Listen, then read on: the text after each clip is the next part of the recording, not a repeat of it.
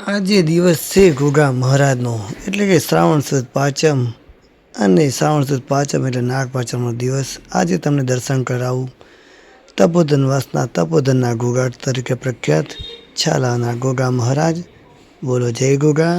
આ છે ભૈરવનાથ મંદિર અને આ છે ઘોઘા મહારાજનું મંદિર. કઈ સુંદર મનોરમ્ય મૂર્તિ કુબેર ભંડારીના ઘોઘા તરીકે જાણીતું છે.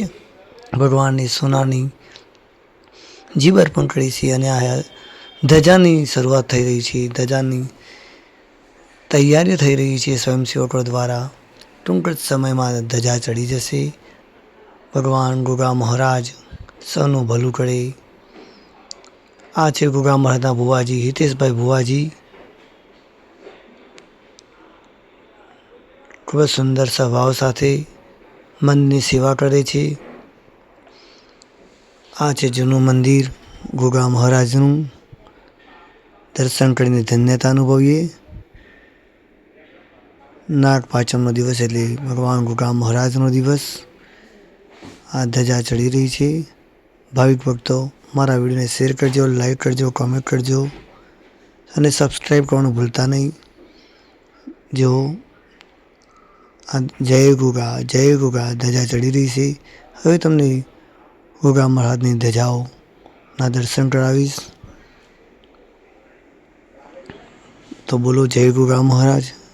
તમે જોઈ રહ્યા છો કેટલી બધી ધજાઓ ચડી રહી છે નાગ પાંચમની.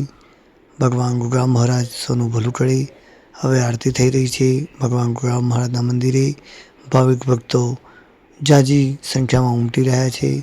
પ્રસાદની પણ તૈયારી થઈ રહી છે. તપોધનના ઘોઘા તરીકે પ્રખ્યાત ઘોઘા મહારાજનું મંદિર. આ છે પ્રસાદની ડીશ ભગવાનને અર્પણ કરાઈ છે. હવે ભાવિક ભક્તોને પીરસવામાં આવે છે. સાથે સાથે ચા નાસ્તો પણ છે. પાવન પર્વ એટલે નાગ પાંચમ ઘોઘા મહારાજનો ઉત્સવ છાલા ગામની ધરતી ઉપર કુબેર ભંડારીના ઘોઘામાં. આ છે ઘોઘા મહારાજની મનોરમ્ય મૂર્તિ જેમને 20ની નોટોનો હાર પહેરાવવામાં આવ્યો છે. તમે જોઈ રહ્યા છો 20ની નોટોનો હાર કિસાભાઈ ચૌધરી તરફથી. ખૂબ ખૂબ ધન્યવાદ છે એમને. ઘોઘા મહારાજના આશીર્વાદ સૌના ઉપર રહે. તમે દર્શન કરી શકો છો. ઘોઘા મહારાજની પાવન મૂર્તિ તમને બતાવી રહ્યો છું.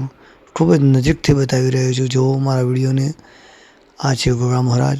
તેમના જીભ જે છે એ સોનાની લગાવવામાં આવી છે. ખૂબ જ સુંદર મનોરમ્ય મૂર્તિ.